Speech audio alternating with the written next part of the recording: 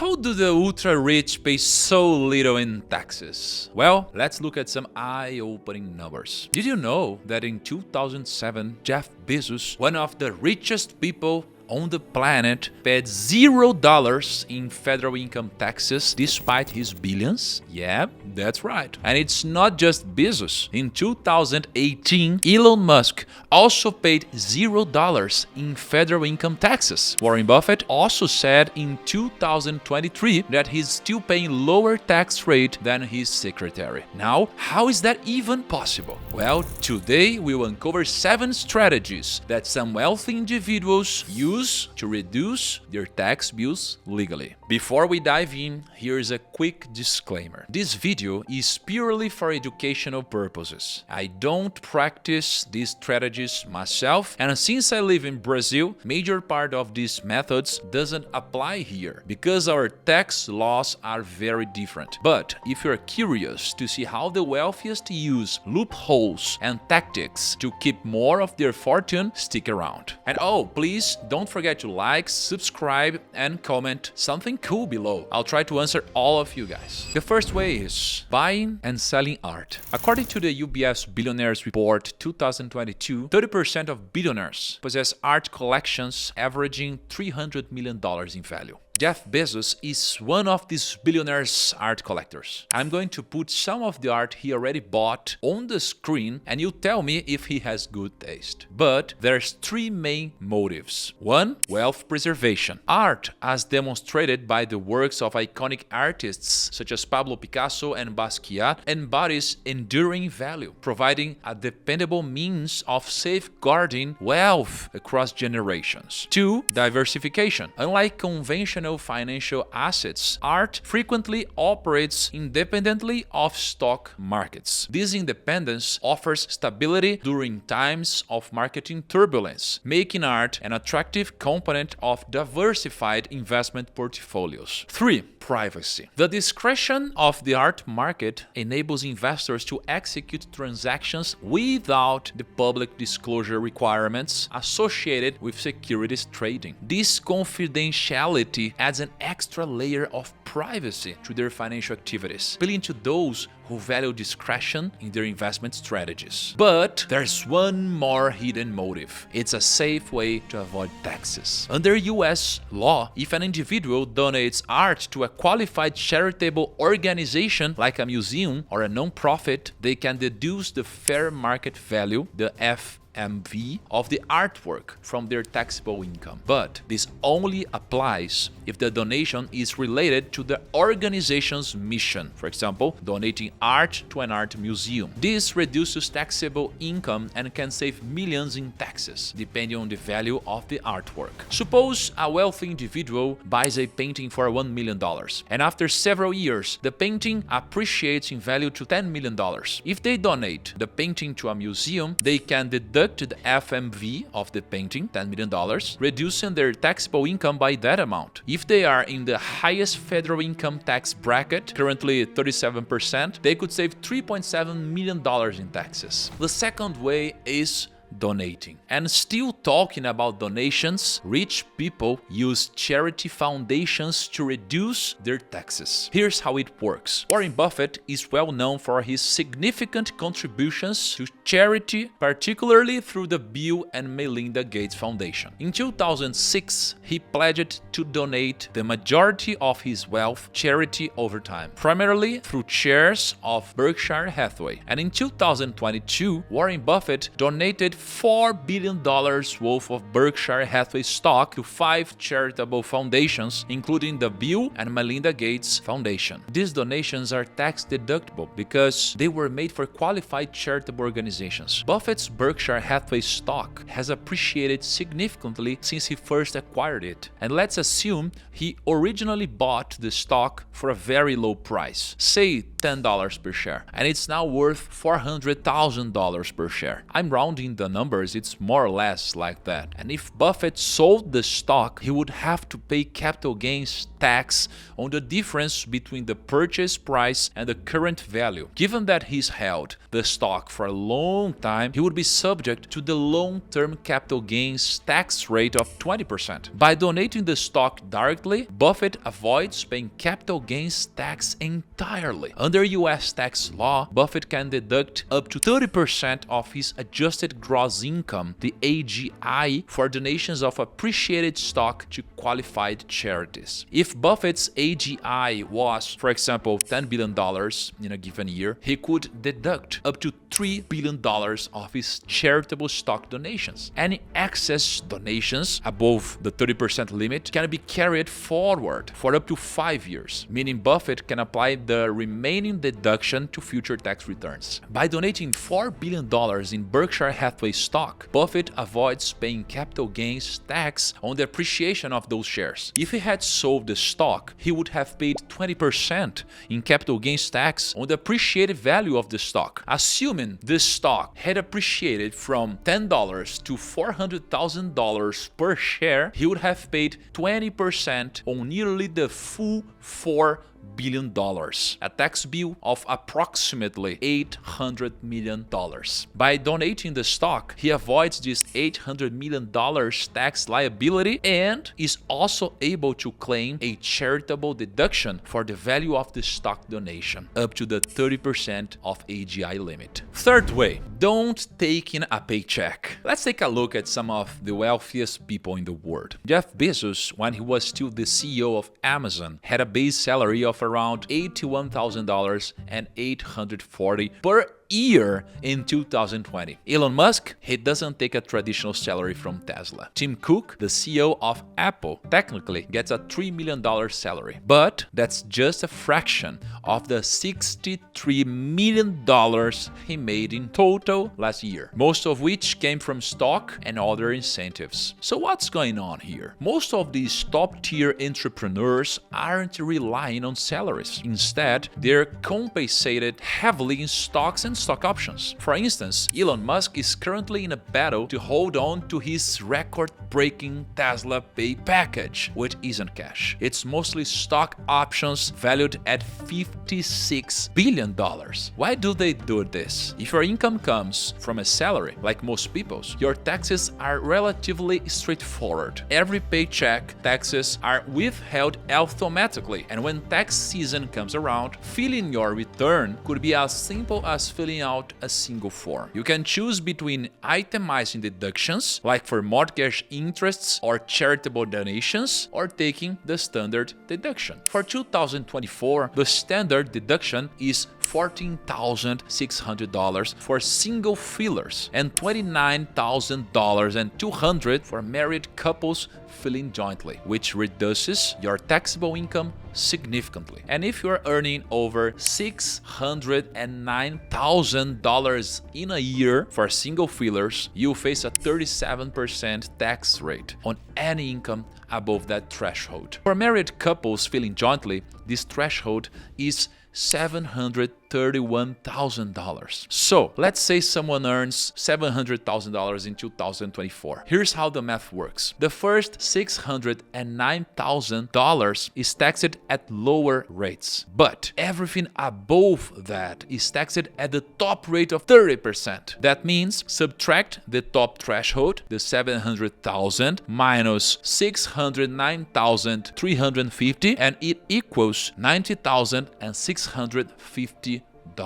Apply the 30% tax rate, so it's $90,650 times 0.37, and it equals $33,540. This number is just the tax on the portion above $609,000. The income below that is taxed progressively at lower rates. So while the top rate sounds high, it only applies to the portion of income above above the threshold. But here's the catch. Take Elon Musk as an example. Let's say he sells $100 million in Tesla stock. In 2024, the capital gains tax on long-term investments, the assets held for over a year, for high earners is 20%. There's also an additional 3.8% net investment income tax, the NIIT, which applies to high-income earners whose net investment income exceeds $200,000 for single fillers or $250,000 for married couples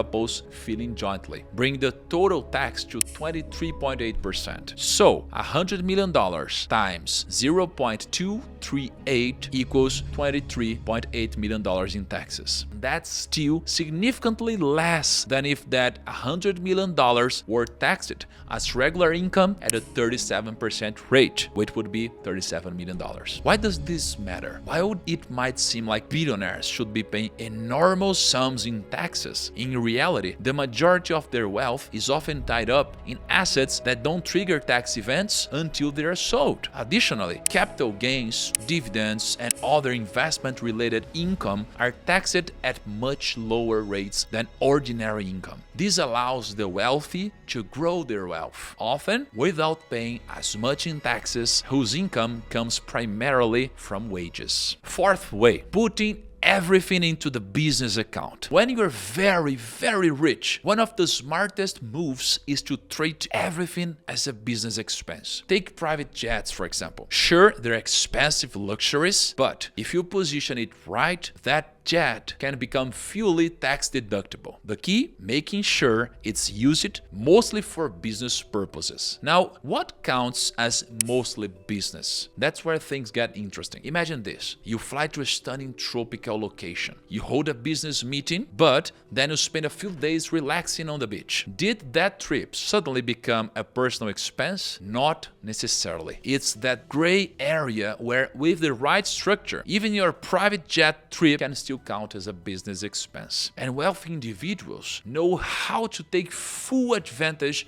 of this. In fact, many of the expensive hobbies of the ultra-rich magically turn into business ventures. Whether it's a yacht, a racehorse, or even a golf course, these are often run as businesses, but somehow they rarely ever turn a profit. And that's not a coincidence. Here's the loophole. If your hobby looks enough like a business, you can write it off. But of course, you and I know that it's more of a lifestyle than a true business. However, and this is important, this isn't without risk. The IRS is catching on, especially when it comes to private jets and these extravagant expenses. If you're going to claim that your multi-million-dollar yacht is a business asset, you'd better have everything lined up perfectly. You'd better be on very solid ground. And what does solid ground mean? It means documentation, tension, and structure. You can't just say it's a business. You have to prove it. And that's where the wealthy excel. They set up LLCs, rent out their jets or yachts when they're not using them, and suddenly that extravagant purchase becomes a strategic business move. But remember, this strategy isn't bulletproof. The IRS has ramped up audits, especially on high net worth individuals claiming luxury expenses. So, if you're in that category or aspiring to be, you need to be both bold and meticulous, because while the benefits are great, the consequences of getting it wrong are just as large. Fifth way, planning to lose money. If you ever find yourself in a position where you need to sell assets, don't worry. You can still turn it into a strategic advantage using something called tax loss harvesting. Rich people do this all the time. It's a powerful tool that can save you a significant amount in taxes if you know how to use it right. Here's how it works. Let's say you own stock in Pepsi and it loses value. You decide to sell it at a loss. Now, instead of just taking the loss and moving on, you can actually turn it into a tax benefit by buying a similar stock. Let's say Coca-Cola. The loss you took on Pepsi can be used to offset the gains you might make from selling Coca-Cola stock or other investments. Essentially, you reduce your tax bill because those losses help balance out any taxable gains. For example, under US tax tax law, you can use capital losses to offset capital gains dollar for dollar. So if you sell an asset at a loss, you can subtract that loss from any gains you've made elsewhere. And if your losses exceed your gains, you can even deduct up to $3,000 per year from your regular income. Any leftover losses can be carried forward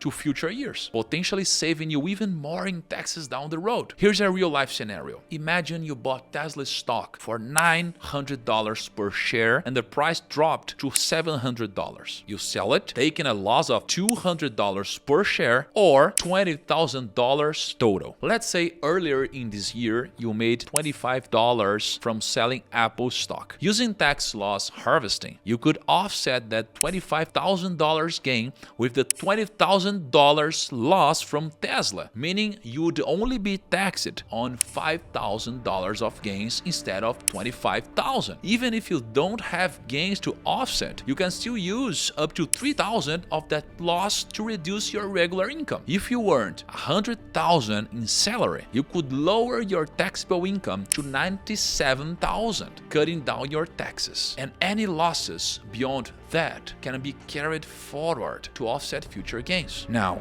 it's important to note that the IRS doesn't allow you to sell a stock and then immediately buy back the same stock just to harvest a loss. This is called a wash sale and it's illegal. However, the IRS rule applies to buying back the exact same stock or anything considered substantially identical. This means that even buying shares in a different class of the same company or an ETF that closely tracks the same sector could violate the rule. If you're unsure, it's always better to consult a tax advisor to avoid accidentally triggering a wash sale. To stay within the rules, you can sell Tesla and instead of buying it back, immediately purchase shares in a different but related company like Lucid Motors or even an electric vehicle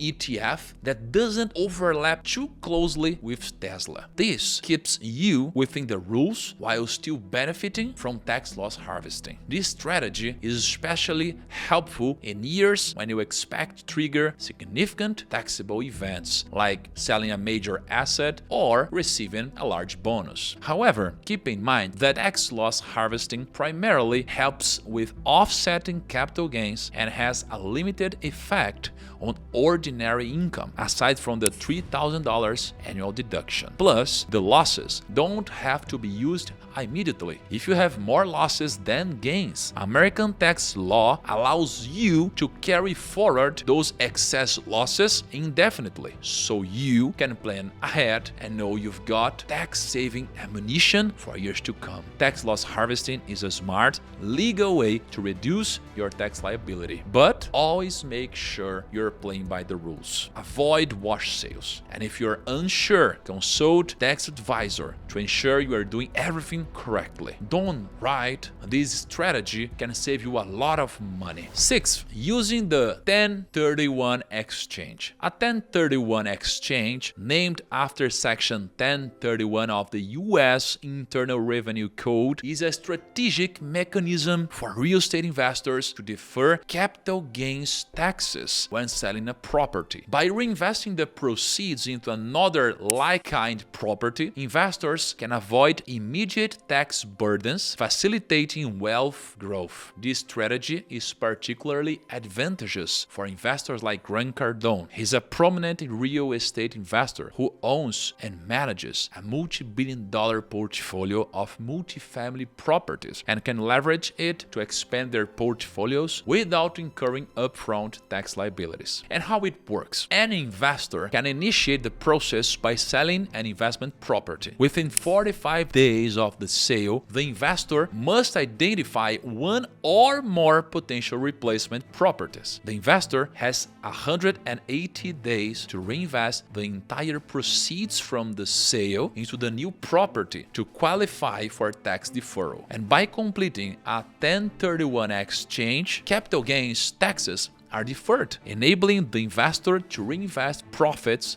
into new properties without immediate tax implications. Imagine an investor who purchases a property for $5 million. After significant appreciation, he sells it for $10 million.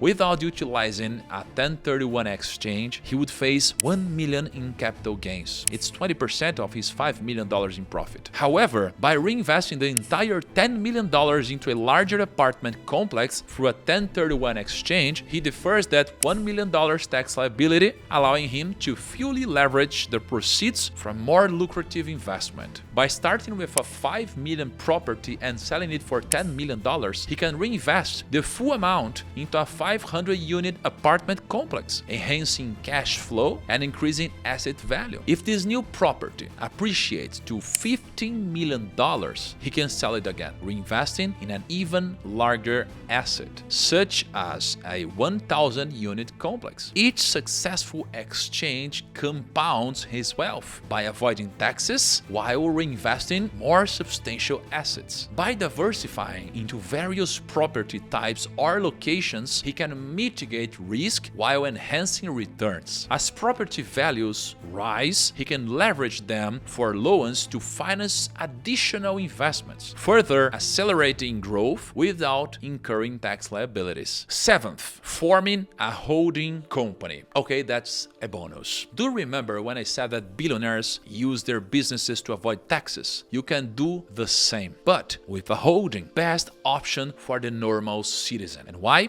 I'll show you why. First of all, how holdings work. A holding company allows you to consolidate your assets, whether it's real estate, stock, or businesses. This structure offers significant tax advantages, like what billionaires do with their businesses. Here's the key. Instead of being taxed individually on every asset or income stream, a holding company can reduce the overall tax burden by strategically reinvesting profits, writing off expenses, and minimizing taxable events. Let's say you own 3 rental properties that each bring in $2,000 per year in income. Individually, you would be taxed on that $60,000 total income at the standard income tax rate, say 24%, that equals $14,400 in taxes. Now, if you set up a holding company to own these properties, things change. Let's assume you reinvest part of your rental income back into property maintenance, repairs, and management fees, which are all tax deductible expenses. Let's say your total expenses add up to $20,000. That brings your taxable income down to $40,000 instead of $60,000. So $40,000 times 24% equals $9,600 in taxes. By using a holding company, you've saved $4,800 in taxes. Plus, those expenses also help improve your property's value in the long run. Well, that's it. Don't forget to follow, like, and leave a positive comment. Thank you so much for watching. Don't forget that your success is my success. Cheers.